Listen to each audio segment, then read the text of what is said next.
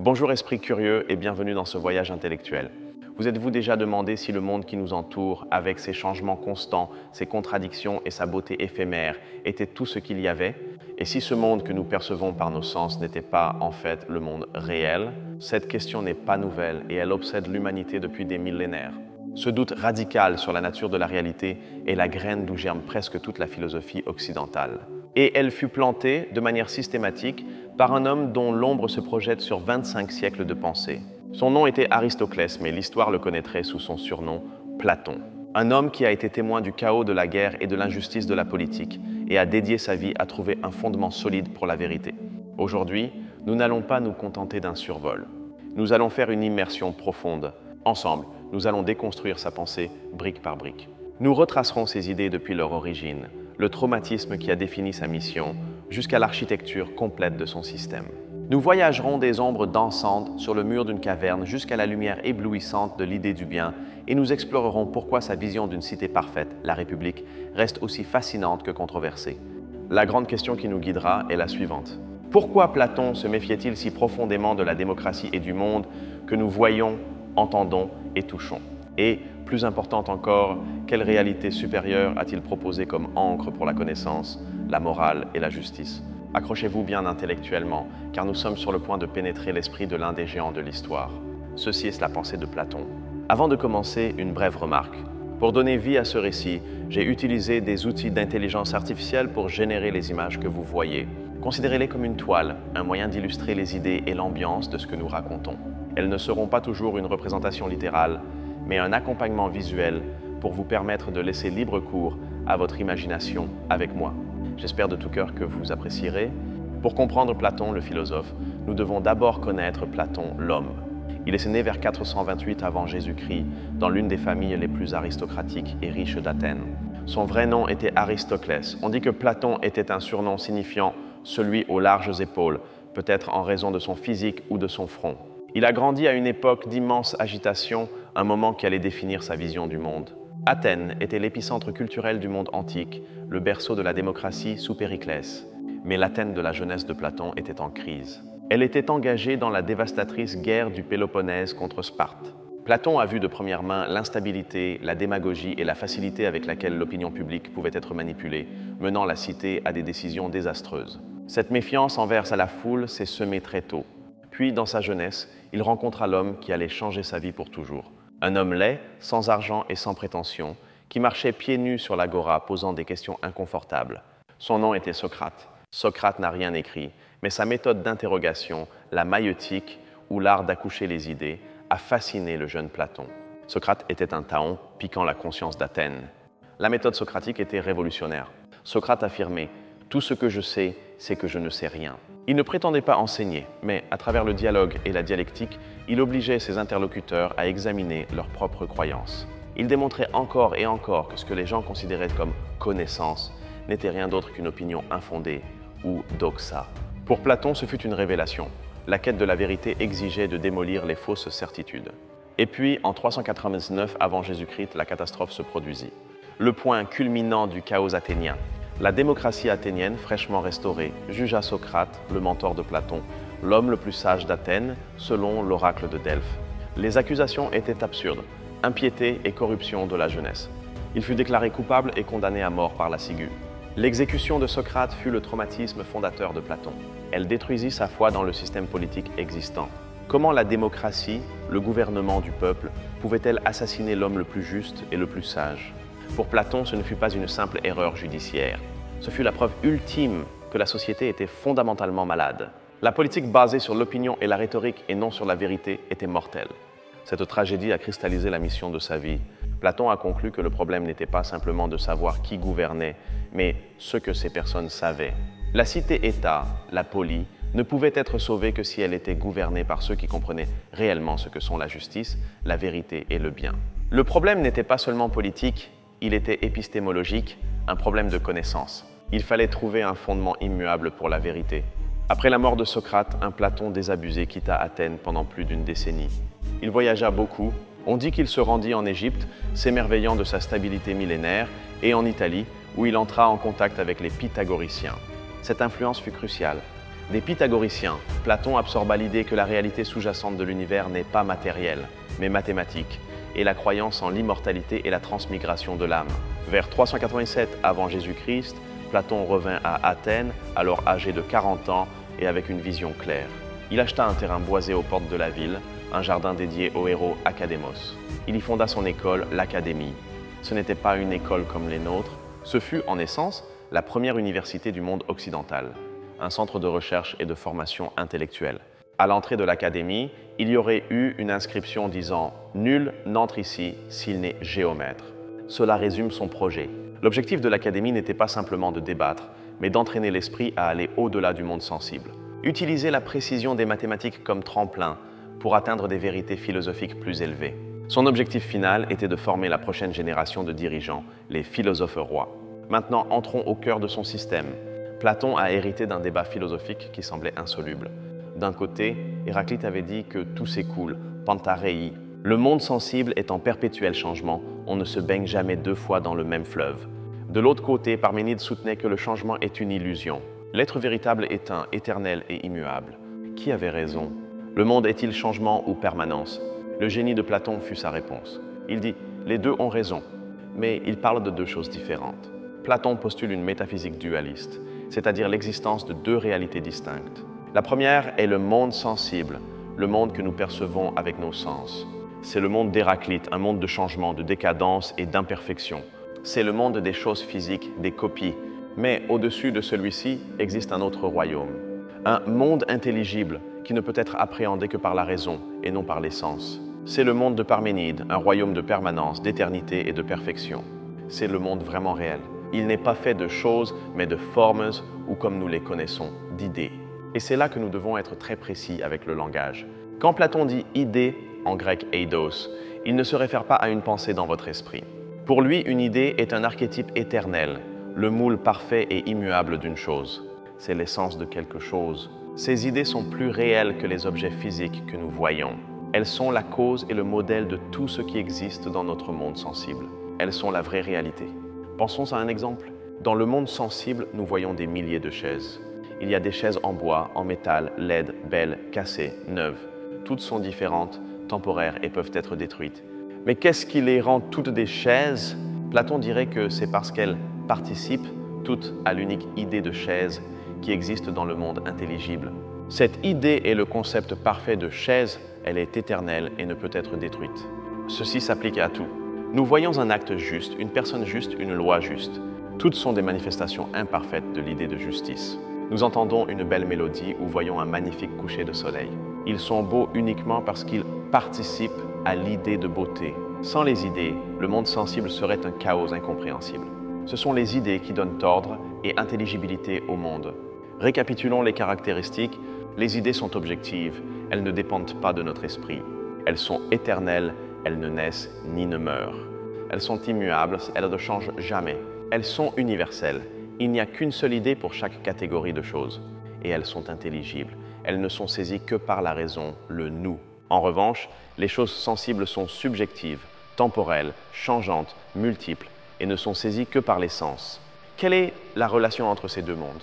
Platon utilise deux concepts clés. Le premier est la mimésis, ou imitation. Le monde sensible est une copie, une imitation imparfaite du monde des idées, comme une ombre est une copie d'un objet. Le second est la métexis, ou participation. Les choses sensibles sont ce qu'elles sont parce qu'elles participent à l'essence de leur idée correspondante. C'est la fameuse théorie des idées. C'est la colonne vertébrale de tout le platonisme. Elle résout le débat Héraclite-Parménide. Le monde sensible, Héraclite, coule et change. Le monde intelligible, Parménide, est éternel et immuable. Les deux existent, mais l'un est la réalité vraie et l'autre n'est que son ombre. Cette théorie est la base de sa métaphysique, c'est-à-dire sa théorie de ce qui est réel. Or, Platon ne s'arrête pas là. Le monde des idées n'est pas un chaos de moules parfait. Il est organisé, il a une structure hiérarchique, c'est une pyramide de réalité et de vérité. Toutes les idées n'ont pas la même valeur ou importance. Comprendre cette hiérarchie est essentiel pour comprendre comment nous pouvons ascendre intellectuellement vers la vérité. C'est une carte de la connaissance. À la base de cette pyramide se trouveraient les idées des choses sensibles. Par exemple, l'idée d'arbre, l'idée de cheval ou l'idée de tasse. Ce sont les archétypes des objets physiques que nous rencontrons dans notre monde quotidien. C'est le premier niveau de la réalité intelligible, le plus bas, mais déjà infiniment plus réel que n'importe quel arbre ou tasse particulier. En remontant d'un niveau dans la hiérarchie, nous trouvons les idées des concepts mathématiques. L'idée d'égalité, l'idée d'unité, l'idée de triangle, l'idée de cercle. Aucun triangle dessiné dans le sable n'est parfait, mais tous imitent l'idée de triangle. Ces idées sont plus pures, plus abstraites et plus élevées que celles des objets physiques. C'est pourquoi la géométrie était si importante à l'Académie. Encore plus haut, nous nous approchons du sommet. Ici résident les idées des valeurs éthiques et esthétiques. L'idée de justice, l'idée de beauté, l'idée de vérité. Ce sont les idées qui importaient le plus à Platon. Pour lui, un acte n'est juste que dans la mesure où il participe à l'idée de justice. Ce sont les principes qui doivent régir la vie humaine. Et au sommet même de la pyramide, au-dessus de toutes les autres, se trouve l'idée suprême. L'idée des idées, celle qui donne être et réalité à toutes les autres. C'est l'idée du bien. Ce n'est pas simplement l'idée d'être bon, c'est le bien en soi. C'est le principe ultime de toute réalité, le soleil du monde intelligible. Le bien, Agathon, est le concept le plus important et le plus difficile de Platon. Ce n'est pas Dieu, mais il remplit une fonction similaire. C'est la cause finale de tout. Tout comme toutes les choses du monde sensible existent grâce à la lumière du soleil, toutes les idées du monde intelligible existent et sont vraies grâce à leur participation au bien. C'est la source de toute existence et de toute intelligibilité. Platon sait que c'est incroyablement abstrait. C'est pourquoi, dans son œuvre « La République », il utilise l'une de ses analogies les plus célèbres pour l'expliquer. C'est l'analogie du soleil. Il demande à son interlocuteur de penser à la relation entre l'œil, la vue, les objets visibles et le soleil. L'œil peut voir et les objets sont visibles, mais ils ne peuvent interagir s'il manque une troisième chose. Cette troisième chose est bien sûr la lumière du soleil. Le soleil n'est pas la vue, ni l'objet vu, mais il est la cause que la vue voit et que l'objet soit vu. De plus, le soleil est aussi la cause de l'existence des objets visibles, leur donnant vie et croissance. Le soleil est le roi du royaume visible, donnant à la fois la vision et l'existence. Maintenant, dit Platon, appliquez cette analogie au royaume intelligible. L'œil est l'âme ou la raison. Les objets visibles sont les idées. La vue est la connaissance, épistémé. Et le soleil est l'idée du bien. L'âme peut connaître et les idées sont connaissables, mais elles ne peuvent interagir à moins qu'il n'existe une lumière intellectuelle. L'idée du bien est cette lumière. Le bien n'est pas la connaissance ni la vérité, mais il est la cause que la connaissance connaisse et que la vérité soit connue. Et, tout comme le soleil, le bien est aussi la cause de l'existence et de l'essence des autres idées. C'est la source de tout être et de toute vérité. Connaître le bien est le but ultime de la philosophie. Voilà donc la métaphysique de Platon. Une réalité duale, avec un monde sensible d'ombres imparfaites et un monde intelligible d'idées parfaites, éternelles, organisé hiérarchiquement et couronné par l'idée du bien, la source de toute réalité. C'est l'architecture de l'univers platonicien, un univers conçu pour trouver stabilité et vérité dans un monde de chaos. Ceci nous amène à la question logique suivante. Si nous sommes des créatures piégées dans le monde sensible, dans le monde du changement et des copies, comment diable pouvons-nous connaître le monde intelligible? Si la vérité est là-haut, comment pouvons-nous, ici-bas, y accéder? C'est la question de l'épistémologie platonicienne, sa théorie de la connaissance. Pour l'expliquer, Platon nous offre l'image la plus puissante et la plus durable de toute l'histoire de la philosophie. Une histoire qui a résonné pendant des siècles. C'est bien sûr l'allégorie de la caverne, également tirée de la République. C'est une histoire conçue pour illustrer non seulement sa théorie de la connaissance, mais aussi sa vision de l'éducation et du devoir du philosophe. Platon nous demande d'imaginer une demeure souterraine, une caverne. Dedans, il y a des prisonniers qui y ont vécu toute leur vie, depuis l'enfance. Ils sont enchaînés par le cou et les jambes, de telle manière qu'ils ne peuvent regarder que vers l'avant, vers le fond de la caverne. Ils ne peuvent pas tourner la tête. Leur réalité est et a toujours été ce mur. Derrière les prisonniers, à une certaine distance et plus haut, il y a un feu. Et entre le feu et les prisonniers, il y a un chemin, le long duquel se trouve un petit mur, comme le paravent des marionnettistes. Par ce chemin passent des hommes portant toutes sortes d'objets, statues d'hommes, d'animaux, de bois et de pierres, qui dépassent la hauteur du mur. Les prisonniers, qui n'ont jamais rien vu d'autre, croient que ces ombres sont la seule et vraie réalité.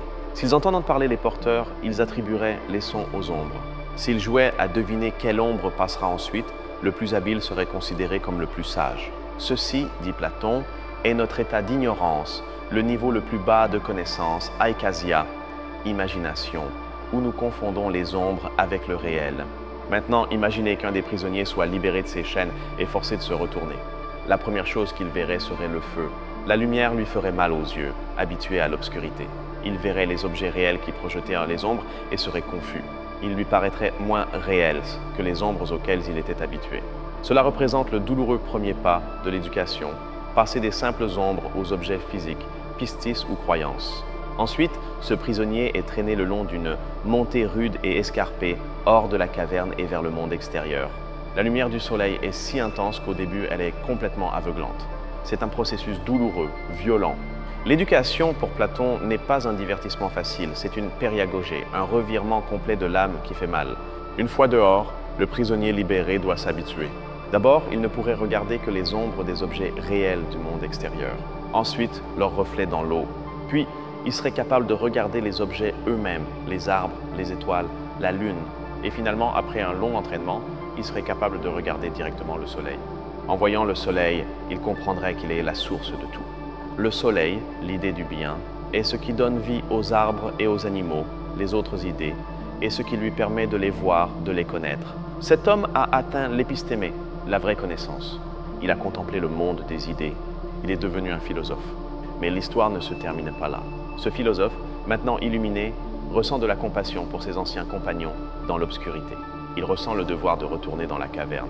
Il redescend dans l'obscurité pour tenter de libérer les autres, pour leur dire que le monde qu'il croit réel n'est qu'un théâtre d'ombre. Et voici la tragédie. Lorsqu'il revient, ses yeux maintenant habitués à la lumière ne voient pas bien dans l'obscurité. Il se montre maladroit pour juger les ombres. Les autres prisonniers se moquent de lui. Ils croient que son voyage à l'extérieur l'a ruiné, qu'il l'a aveuglé. Ils le prennent pour un fou. Platon conclut sombrement. Si le philosophe tentait de libérer les autres et de les forcer à monter, ne le tuerait-il pas s'il le pouvait? C'est une référence directe et amère à la mort de Socrate. Le philosophe, celui qui a vu la vérité, est incompris et rejeté par la société, qui préfère le confort de ses ombres à la douloureuse lumière de la vérité. L'allégorie est un résumé parfait de son système. Mais Platon le formalise encore davantage avec une autre image, la ligne divisée. Il nous demande d'imaginer une ligne coupée en deux sections inégales qui représentent le monde sensible et le monde intelligible. Ensuite, chacune de ces sections est à nouveau coupée dans la même proportion. Cela nous donne 4 niveaux de connaissance. Dans la partie la plus basse, le monde sensible, nous avons l'eikasia, imagination, qui voit les ombres de la caverne, et la pistis, et la croyance, qui voit les objets physiques, les statues. Les deux sont doxa, opinion. Dans la partie supérieure, le monde intelligible, nous avons la dianoia, raisonnement discursif, qui utilise la géométrie et les mathématiques, voir les reflets hors de la caverne. Et au sommet, la noésis, intellection pure, la pure contemplation philosophique des idées et du bien, voir le soleil. Les deux sont épistémés, connaissance. Mais il reste une pièce du puzzle. Si nous naissons dans la caverne, comment pouvons-nous nous souvenir du monde extérieur? Platon introduit l'anamnèse, ou la théorie de la réminiscence. Il soutient que notre âme est immortelle. Avant de naître dans ce corps, notre âme a habité le monde des idées et les a contemplées directement. Le traumatisme de la naissance nous a fait tout oublier. Par conséquent, apprendre n'est pas acquérir de nouvelles informations, c'est se souvenir de ce que l'âme savait déjà. Cette vision complexe de la réalité et de la connaissance est la base sur laquelle Platon construit tout le reste. Sa métaphysique, la théorie des idées, et son épistémologie, l'allégorie de la caverne, ne sont pas des exercices purement théoriques. Elles sont le fondement nécessaire pour répondre à la question qui l'intéresse vraiment. Comment devons-nous vivre? Qu'est-ce que la vertu? C'est son éthique. Pour Platon, l'éthique commence par la psychologie, c'est-à-dire par sa théorie de l'âme, psyché. L'âme est la partie la plus importante de nous. Elle est immortelle, divine et temporairement emprisonnée dans le corps, soma sema, une célèbre phrase signifiant « le corps est un tombeau ». Le corps, avec ses désirs et ses sens, est une source de distraction et de corruption. Il nous enchaîne à la caverne. Mais pourquoi ressentons-nous des conflits internes? Pourquoi savons-nous parfois ce qui est juste, mais faisons le contraire? Pour expliquer cela, dans ses dialogues La République et Phèdre, Platon propose que l'âme n'est pas simple. Elle est divisée en 3 parties, 3 espèces d'âmes qui coexistent en nous. C'est la théorie tripartite de l'âme. Platon l'illustre avec une autre de ses grandes allégories, l'allégorie de l'attelage ailé, tirée du dialogue Phèdre. L'âme est comme un char tiré par 2 chevaux et guidé par un aurige, ou cocher. L'aurige représente la partie rationnelle de l'âme, logisticon. C'est notre raison, notre capacité à penser, calculer et chercher la vérité. Sa place naturelle est la tête. Le premier cheval est noble, de bonne lignée, blanc et docile. Il représente la partie irascible ou spirituelle de l'âme, thumoïdes. C'est la source de l'honneur, de l'ambition, de la juste colère, du courage et de la volonté. Il veut obéir à l'orige. Sa place naturelle est la poitrine. Le second cheval est tout le contraire. Il est laid, noir, rebelle et maladroit. Il représente la partie appétitive ou concupiscible, épituméticon. C'est le siège de nos désirs charnels, de nos appétits, de la faim, de la soif, du désir sexuel, de l'amour, de l'argent. Il tire le char vers le sol, vers le monde sensible. Sa place est le ventre. La vie humaine pour Platon est cette lutte constante. L'orige, la raison, doit tenter avec l'aide du bon cheval, l'esprit, de dompter et de diriger le mauvais cheval, l'appétit. L'objectif est que tout l'attelage, toute l'âme, s'élève vers le monde intelligible, vers la contemplation de la vérité et du bien, d'où il est tombé à l'origine. Et c'est ici que nous trouvons la définition platonicienne de la vertu, arrêtée. La vertu n'est pas une seule chose, c'est l'harmonie de l'âme. Chaque partie a sa propre vertu spécifique. La vertu de la raison est la sagesse, Sophia. La vertu de l'esprit est le courage, Andreia. Et la vertu de l'appétit est la modération ou tempérance, sophrosine. Mais qu'est-ce que la justice, dikaiosine, chez l'individu? La justice, la vertu suprême, est l'état d'équilibre parfait de l'âme. C'est l'harmonie qui résulte lorsque chaque partie de l'âme remplit sa propre fonction et n'interfère pas avec les autres. C'est-à-dire lorsque la raison, aidée par l'esprit, gouverne sagement les appétits. Une âme juste est une âme ordonnée et saine. Par conséquent, l'objectif de la vie éthique est d'atteindre cette harmonie interne. Cela n'est possible qu'à travers la philosophie. En éduquant notre raison, en la fortifiant avec la connaissance des idées et du bien, nous lui donnons les outils pour gouverner. Pour Platon, la philosophie est, littéralement, une thérapie pour l'âme et une pratique pour la mort, un exercice de séparation de l'âme rationnelle des exigences du corps. Cette théorie de l'âme est le pont parfait vers le dernier grand domaine de la pensée de Platon, sa politique. Pour un grec, l'éthique et la politique étaient inséparables. Un individu ne pouvait être bon en dehors d'une bonne cité-état, poli. Platon croyait fermement à un isomorphisme, une correspondance structurelle entre l'âme, le microcosme, et la cité, le macrocosme. Son chef-d'œuvre politique est, bien sûr, la République. Il est important de comprendre que ce dialogue n'est pas un plan politique pratique. C'est un exercice de pensée, une utopie. Le dialogue commence par la question « Qu'est-ce que la justice ?» Socrate et ses amis ne parviennent pas à la définir. Alors Socrate propose une expérience de pensée. Cherchons la justice dans quelque chose de plus grand, dans une cité, et voyons ensuite si nous pouvons la trouver chez l'individu. Ainsi, ils construisent en parole la Callipolis, la belle cité ou cité idéale. Et surprise, la cité idéale de Platon a la même structure tripartite que l'âme humaine. La société est divisée en 3 classes ou ordres, basées non sur la naissance ou la richesse, mais sur l'aptitude naturelle de l'âme de chaque personne. À la base de la société se trouvent les producteurs. Ce sont les agriculteurs, artisans et commerçants. Dans leurs âmes, c'est la partie appétitive, le cheval noir, qui domine. Ils constituent la majorité de la population. Leur fonction est de pourvoir aux besoins matériels de la cité.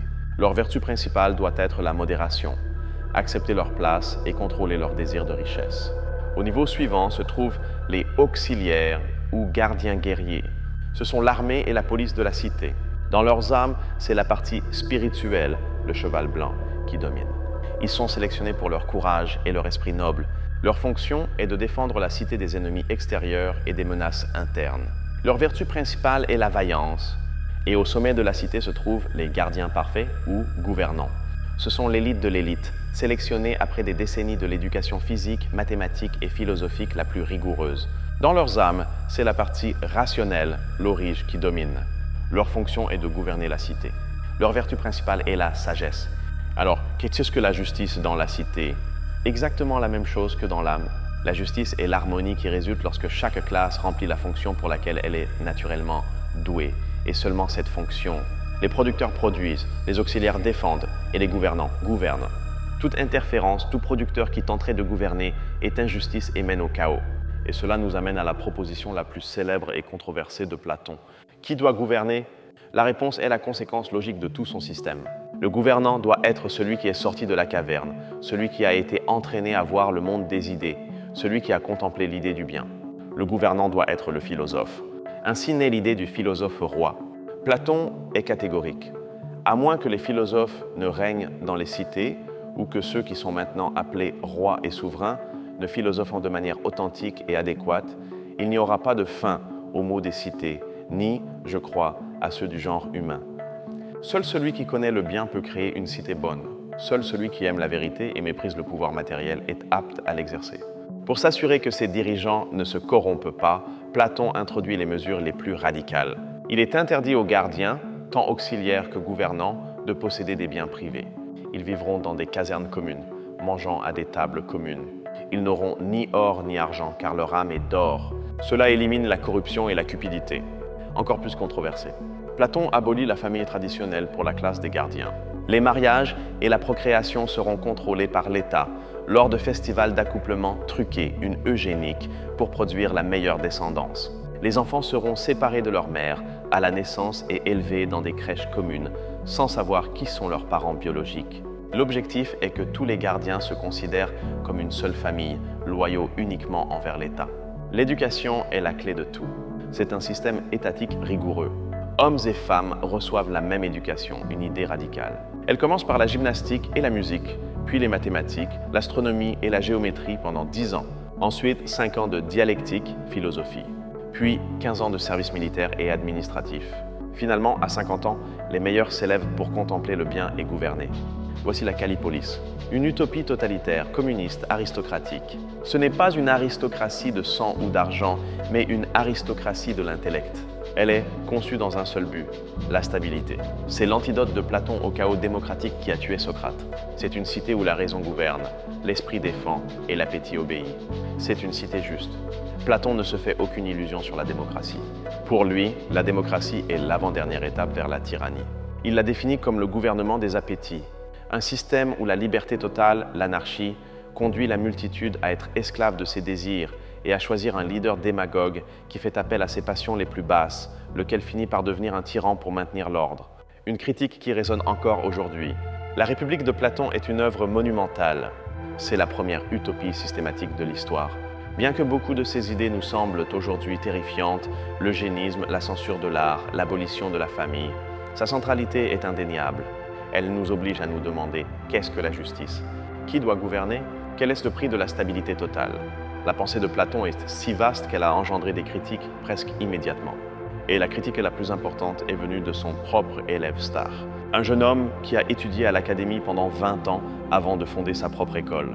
Son nom était Aristote. Aristote admirait Platon, mais il était en désaccord sur le point le plus fondamental. Aristote a rejeté la théorie des idées. Pour lui, la réalité n'existait pas dans un monde séparé et intelligible. L'essence ou forme d'une chaise n'existe pas dans un ciel platonicien. Elle existe à l'intérieur de chaque chaise physique. Aristote, biologiste de cœur, a fait descendre les idées du ciel et les a placées dans le monde sensible. Pour lui, la seule réalité est celle que nous voyons et touchons, une union de matière et de forme. Aristote a également formulé une critique logique célèbre, connue sous le nom d'argument du troisième homme. Il a dit « Si pour expliquer la similitude entre deux hommes, homme 1 et homme 2, vous avez besoin d'une idée d'homme, homme 3 à laquelle les deux participent, alors qu'est-ce qui explique la similitude entre l'homme 1 et l'idée d'homme? Vous auriez besoin d'une quatrième idée, un troisième homme, et ainsi à l'infini. C'est une régression à l'infini qui, pour Aristote, invalidait la théorie. Malgré ses critiques, l'héritage de Platon est inestimable. Son idée d'une âme immortelle et d'un royaume transcendant de vérité et de bien parfait a été absorbée par la pensée religieuse. Plotin, au IIIe siècle après Jésus-Christ, a fondé le néoplatonisme, qui a réinterprété l'idée du bien comme l'un, une source divine. Cette philosophie a massivement influencé saint Augustin, qui a fusionné le platonisme avec le christianisme, façonnant la théologie médiévale. Au XXe siècle, cependant, Platon a affronté ses critiques les plus féroces. Le philosophe Karl Popper, dans son livre « La société ouverte et ses ennemis », a accusé Platon d'être le père philosophique du totalitarisme. Popper a soutenu que la Callipolis, avec son contrôle étatique rigide, sa censure, son eugénisme et son rejet de la démocratie, était l'ancêtre direct des régimes fascistes et communistes du XXe siècle.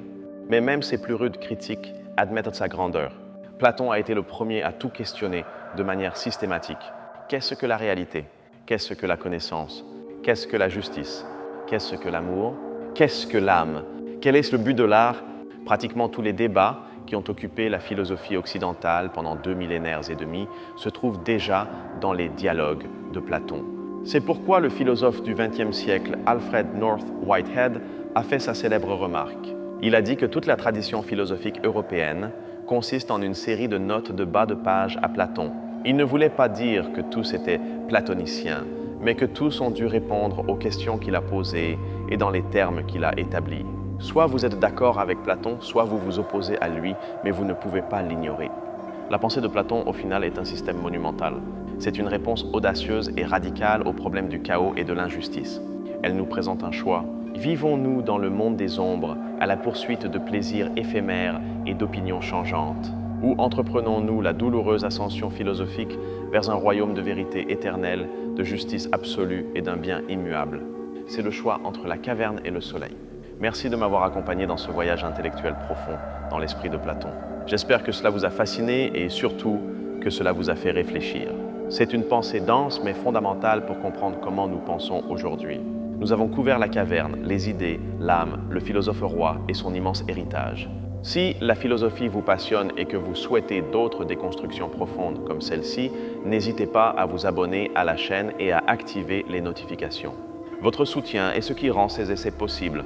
Et maintenant, je vous le demande, quelle idée de Platon résonne le plus en vous? Et quel autre penseur, peut-être Aristote, Kant ou Nietzsche, que devrions-nous déconstruire ensuite? Faites-le moi savoir dans les commentaires. À la prochaine, esprit de curieux!